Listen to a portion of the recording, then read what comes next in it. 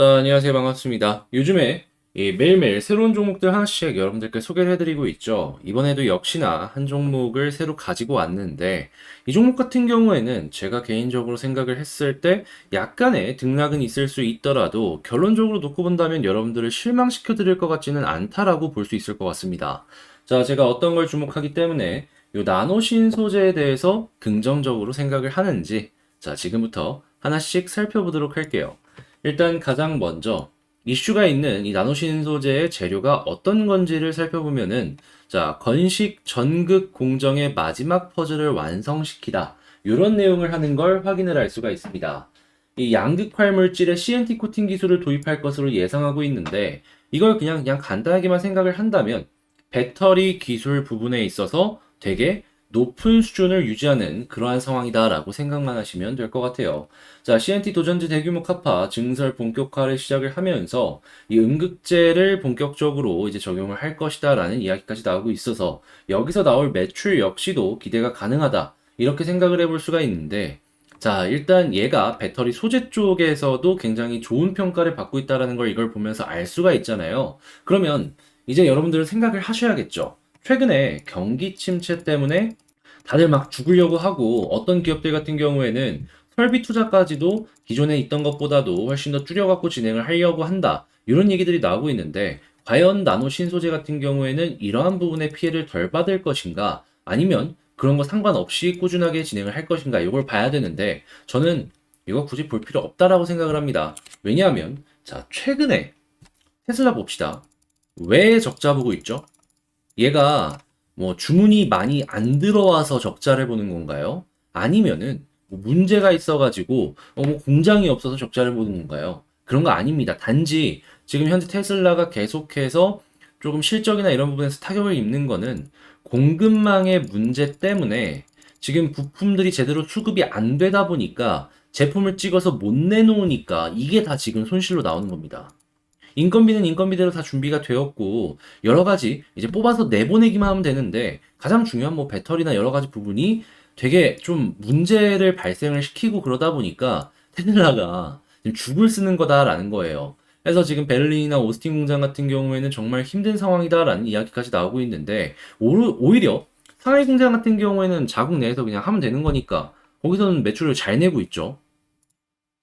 자, 그러면 지금 우리가 기대할 수 있는 부분은 뭐냐 하면은, 자, 생각을 해봅시다. 이번에 중국의 봉쇄 테슬라가 정말 크게 되었습니다. 그리고 그걸 보는 다른 전기차 기업들 역시도 아, 저렇게 될 수 있구나라는 걸 알게 되었어요. 그러면 당연히 부품망의 다양화를 생각하지 않을까요? 그랬을 때 한국은 인프라도 좋고 기술력도 좋고 충분히 매력적인 모습을 보여줄 가능성이 높다라는 걸 알 수가 있으면, 당연히 이렇게 기술력 좋고 좋은 내용들이 나올 때마다 얘는 나중에라도 경기 침체에도 계속해서 올라갈 가능성이 높다라는 거죠. 침체의 가장 무서운 점이 뭡니까? 결론적으로 놓고 봤을 때 매출이 줄어들고 이 영업이익이 줄어드는 것 때문이잖아요. 근데 얘는 만드는 족족 다 팔릴 겁니다. 예. 얘는 주문을 기다리면서 우리한테 제발 물건 좀 팔아주세요 하는 그런 느낌인 거지, 우리 것 좀 사주세요라는 게 향후 10년 동안은 보기 힘들 수도 있다라는 거예요. 지금 배터리 보시면 아시겠지만은 공급 부족이 25년에 더욱더 심각해질 것이라는 얘기가 많습니다. 이런 걸 생각을 해본다면 지금 위치는 어떻게 보면 되게 여러분들께 메리트가 있다라고도 볼 수가 있는 것이죠. 자, 그럼 차트를 한번 본다면 어떻게 봐야 되냐? 어렵지 않아요. 지금 이게 단기적으로 이제 단타한다라고 생각하고 말씀드릴게요. 121선 여기 지지해줬잖아요. 여기 라인 이탈하는 거 아니라면 일단 홀딩 하시면서 보시다가요. 그러다가 21선을 딱 돌파하는 순간 여기에서 아, 흐름이 바뀌어가고 있구나라고 생각하시면 될 것 같아요. 그리고 61선도 뚫었다라고 한다면 요런데 일단 돌파 시도해 보는 거죠. 떨구게 된다면은 다시 한번 이 시도를 할지 그때 가서 보면 되는 거고, 지금은 일단 시작점을 21선 돌파, 120선 지지, 요것만 보셔라라는 거죠. 근데 만약 이탈하면 어떻게 해야 된다? 비중을 일부라도 줄이고 빠르게 회복한다면 거기서 판만큼 사면 된다. 그리고 올라가는 모습 보여주면은 확실하게 이렇게 막 오일선이나 이런 것들 쌍봉이나 역헤드앤숄더 이런 걸로 헤드앤숄더 이런 걸로 수혜가 꺾이는 그림이 나올 수 있거든요. 이때도 잠깐 조심하시면서 보시면 좋을 것 같네요. 근데 이런 모습이 아니라면 굳이 뭐 조금 올라간다라고 해서 파는 것보다는 조금 더 지켜보는 게 어떨까라고 말씀을 드릴 수가 있을 것 같습니다. 자, 이렇게 나노 신소재에 대해서 분석을 한번 쫙 해봤는데 그냥 정리해보자면 지금 약세장에서도 괜찮게 볼 수 있는 종목이다 정도로 평가를 할 수가 있을 것 같아요.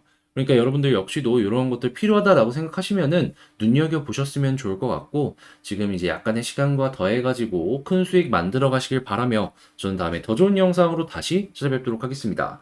영상 끝까지 시청해주셔서 감사드리고요. 구독과 좋아요 그리고 멤버십에서 이번에 이제 원정 관련해가지고 또 여러분들께 좋은 거 소개해드렸는데 이런 거 한번 같이 보고 싶다라고 생각을 하신다면 구독 옆에 가입하기 이것도 한번 고려를 해보셨으면 좋을 것 같네요. 그러면 이상 주식 정리해드리는 주정남이었습니다. 감사합니다.